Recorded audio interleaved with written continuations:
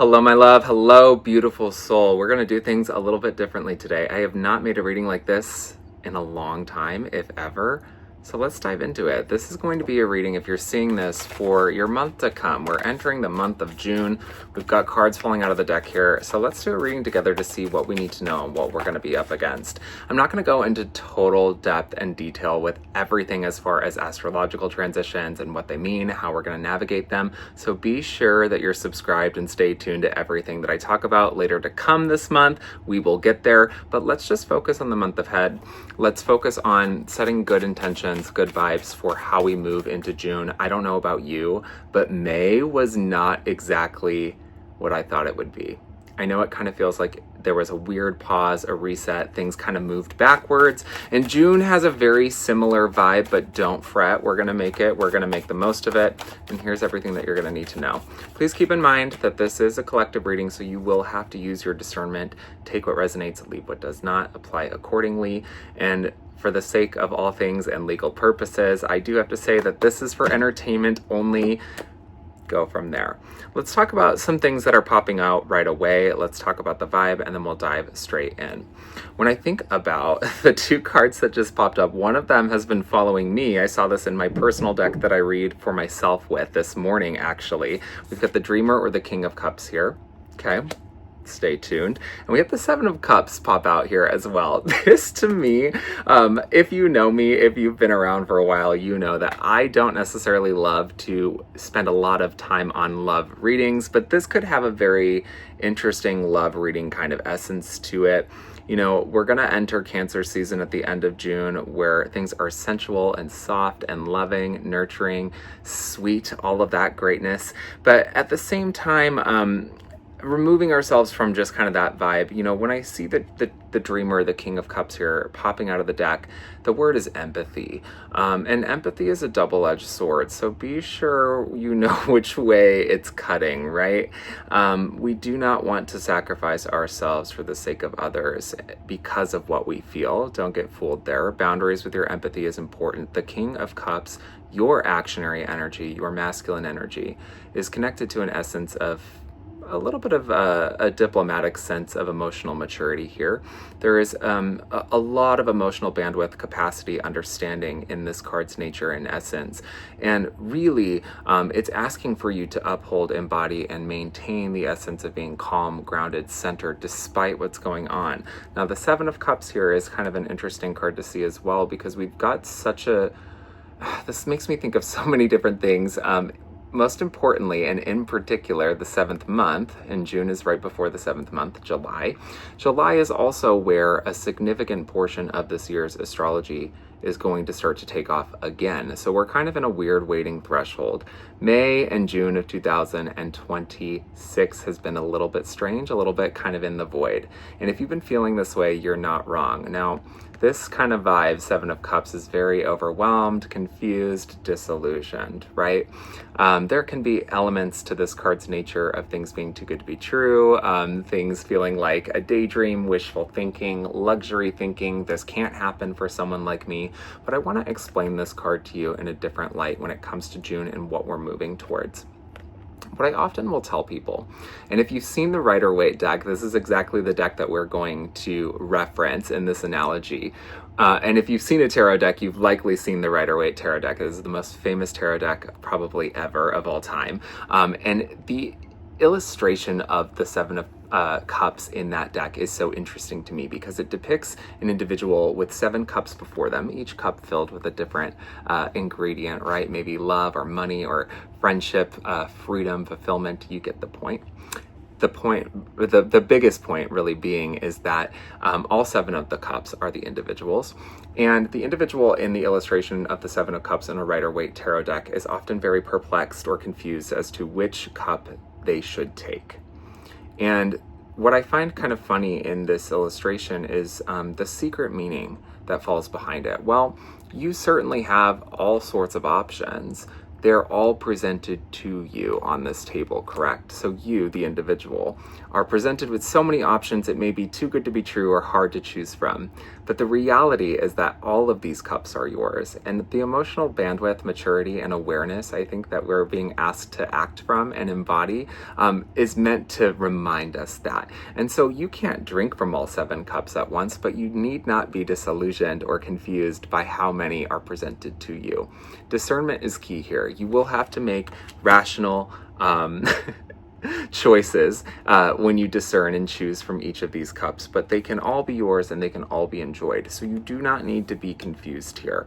I know it's been a confusing year. I know everyone's telling you to move quickly or to do this or to do that, and it feels like nothing makes sense, and that is okay. I'm right there with you, but you need not be overwhelmed or confused, because a lot of what is coming, a lot of what is especially coming at the end of July, is prepping us for a brand new cycle, a new era, and there's going to be a lot of compensation rewarded to many of us who have been trudging along and trying to make things happen. So keep your eye on the prize, be diplomatic, be grounded, be certain, tend to your emotions as needed.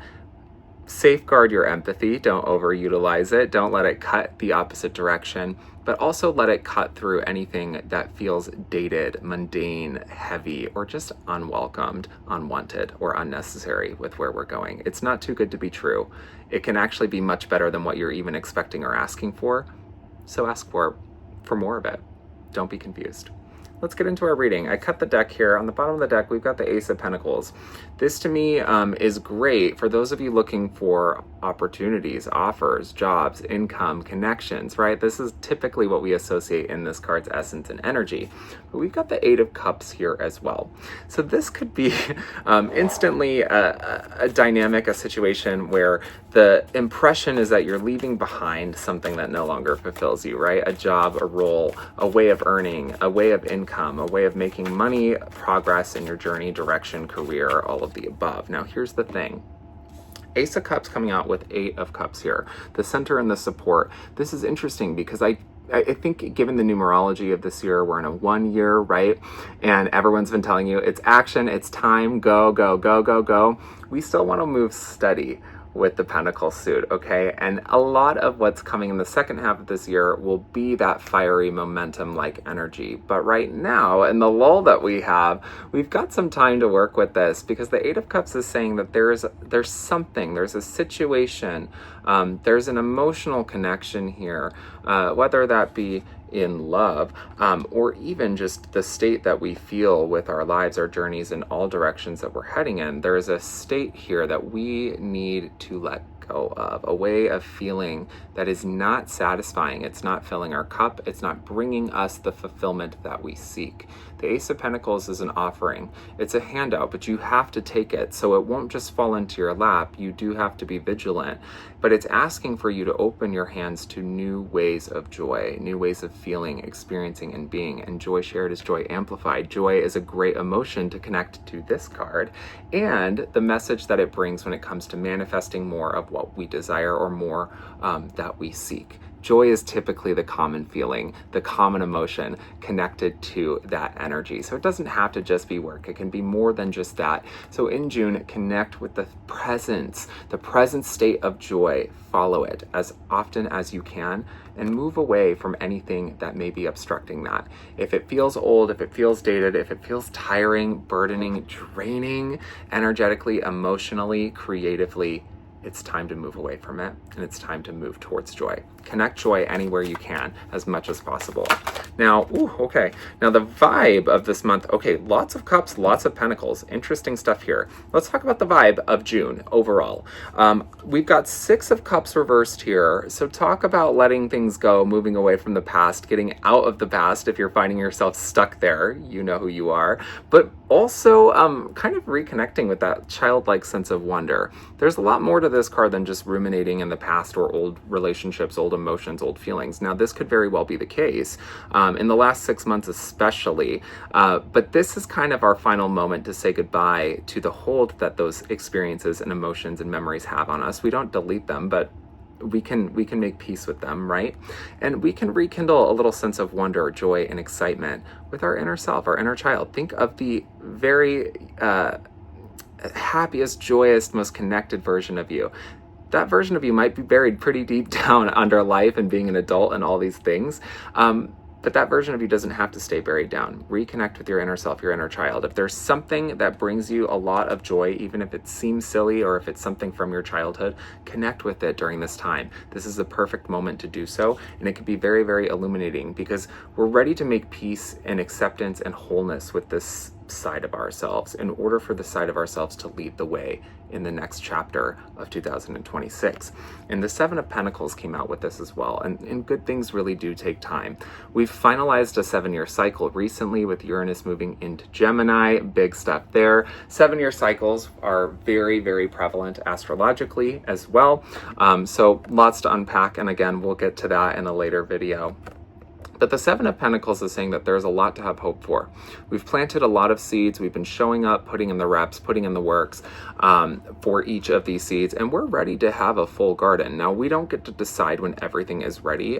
Everything has its own seasons. Every project, every milestone, every cup, if you will. Again, you can have them all. They're not all going to be ripe and ready and full exactly at the same time, nor when you want them to be instantly, but they will happen. And so reconnecting with our joy, our inner self, our inner child is going to be a really great way to not only cut the time and the delay. The longer you stare at the clock, the longer that it seems time goes by, right? But it'll give us a little sense of patience as we wait for the next cycle, but also I think it'll be where you find a lot of answers. A lot of light at the end of the tunnel is found only here and now, not later on, not at the next milestone, here and now. So make peace with that. Find some truth in the moment if you can, and open yourself. Patience is a virtue. I have none of it. I understand. And it's definitely a learning lesson for me as well. But the theme is slow and steady. It has been. We've been doing a great job. Give yourself some love here. And the overall vibe of this month is really the emergence of the truest, most magnetic self that you possibly hold, and that is connected with your inner child, that version. If you need to remove layers that are protecting or shielding or hiding that version of yourself, remove them one step at a time. And if you have to remove them, you put some back on and you have to remove them again, that's okay. That's the process. That's how this works. That's this. Okay, we know how to do that. So the vibe this month is to really reconnect with your old self, your inner self, your truest self, and to do what you can to fortify and slowly bring that version of you out in any way, shape, or form possible. Move away from things that obstruct your joy, things that diminish your joy or block your joy. Move away from what doesn't fill your cup or what is not emotionally, creatively satisfying you, as I mentioned. And remember that you're diplomatic. You are the adult that your inner child once needed for protection, and you can protect that inner child now as the adult you are, by allowing your inner child out. You're not in danger. Don't worry about it. Now, Spirit is saying it's time to kind of prime ourselves with appreciation as we move through this month. The 6th month, we've got some 6s popping out here. 6 of Cups popped out here. The 6 of Wands appearing is big stuff. If you are looking for success, victory, reunion, reconnection, reconciliation, even fame and infamy here, this is the card you want to see. And Spirit is really here to say that it's time to appreciate yourself. When you recognize yourself, the people around you recognize you as well. When you recognize joy, joy is then amplified. It's really easy to spot joy when you're already thinking about it. It's easy to spot a yellow car when you're thinking of a yellow car. It's easy to spot an opportunity when you're thinking of an opportunity. So think of it. Be it, appreciate it, look in the mirror and recognize yourself. You are this unicorn. I love to say this to people when I see this card. Spirit is saying you are the unicorn. So be the unicorn that comes with the childlike sense of wonder, the playfulness, the excitement, and those positive emotions and feelings, as silly or as trivial as we're told they are. Okay, a lot of cards falling out here. As much as we're told that these things are unnecessary, they're the very thing that we're seeking the most. So let's follow it. Let's work with it, right? Like, why wouldn't we do this? And I've got a couple cards here that popped out, and this feels interesting, and then just B, aligned. I've got 3 cards actually that just came out here. So one, I'm gonna let's get into this now. we have the Tower reversed fallout of the deck here. This card might be haunting some of you. It's definitely haunting me. And you don't need to freak out. I think this card comes with just like an infamous sense of demise and fear. And when we see the Tower, as much as we joke about it, we tend to kind of lose our minds and get really, really anxious and worried. But we don't need to feel like this right now. This is a little bit of what I think is necessary in order to really move forward and where we're heading. And the Tower reversed is not all bad. When we see the Tower, yes, the Tower signifies endings. It can be calamity. It can be very, very cataclysmic, burning things down, right? Our structure, our foundation, all burned to the ground. Now, when the Tower is reversed, we've got a little bit of a lighter deliverance in this card's message, despite the fact that it really doesn't change. The message kind of changes in the sense that when we see the Tower reversed, we don't burn with the structure or the foundation that we were in that is burning. It is Phoenix energy, yes. And this card connected to Mars, the energy of action, drive, motivation, the physical masculine energy that we exert, life force energy. There's kind of a deeper meaning here that doesn't need to be as like worrisome or anxiety inducing. Your life is not going to burn down, but the way at which we're taking action or what we're taking action from likely needs to change. And that's what your inner child is for. The wonder, the appreciation, the excitement, the connection, the emotional maturity, right, that you've cultivated, the diplomacy that comes with that, the patience, right, all of these things building up. The reason why I think we're seeing the Tower reversed and why it threw itself out of the deck is not to scare you and to tell you it's all going to come crashing down, because I think we've already averted that disaster. But we know nonetheless that something here is not working necessarily in our favor or in the right kind of essence, energy, or vibe that we need it to. So in order to really make this work for you throughout the next month to come especially, and as we get ready for July and the second half of July, which is where the second half of this year's astrology will unfold, it's time to do things from a different place. Yeah, ooh, and just saying that out loud, I can feel that. It's time to really take a different approach to the actions and the energy that we exert towards our goals, dreams, and direction. When I think of the foundation, there are likely holes in your actionary energy, your approach. I know I have them for sure. I'm thinking about this right now for myself. How can I do things differently? And it's not always reinventing the wheel and trying to like create a concept that's brand new out of nothing. You don't necessarily need to do that with your life. A lot of people have already outlined great methods and great ways to approach it, but you still have to do it your way. And most importantly, in doing it your way, it's doing it in the right feeling, the right vibration, right? And we talk about a lot how urgency, pressure, survival, all of these old, very familiar energies that really diminish this inner version of ourselves, or really keep our cup feeling really diminished, what's the word I want? In need of replenishing, if you will. These things that drain us and really don't fulfill or satisfy our cup are often the same motivations that we come from in order to take action. And I'm here to say that you don't necessarily need to do that. Now, I want you to think back to last year. Yeah, I know. That was a long year. It was a wild year. 2025 was a lot. I know. And many of us were finding ourselves in the hermit mode, kind of zone. And that card came out here. And it's funny because this card has been coming out a lot for me in my collective readings. And when we're talking about the Tower reverse, letting things be different, appreciation, and all of this great stuff, the Hermit, I think, is just a reminder of what we've come to in the last year, especially. And thinking back to the Ace of Pentacles, also kind of thinking about that too, moving away from mechanisms, all too familiar patterns and approaches that really stop us from reaching that joy in the first place. I think what to work on or work through in the energy of the Tower reversed and the Hermit here is to start to integrate everything that you've come to the realization of with your journey. You probably know exactly what kind of actions, not necessarily to take, but what actions aren't serving you. If it feels like it's not serving you, it is probably not serving you. If it's draining you, if it's causing extra burden, stress, or work, it is probably not the vibe. Get rid of it. Do it differently. That's okay. There's nothing wrong with that. Sometimes you have to take the path less traveled as well. You can't use someone else's map to your treasure, right?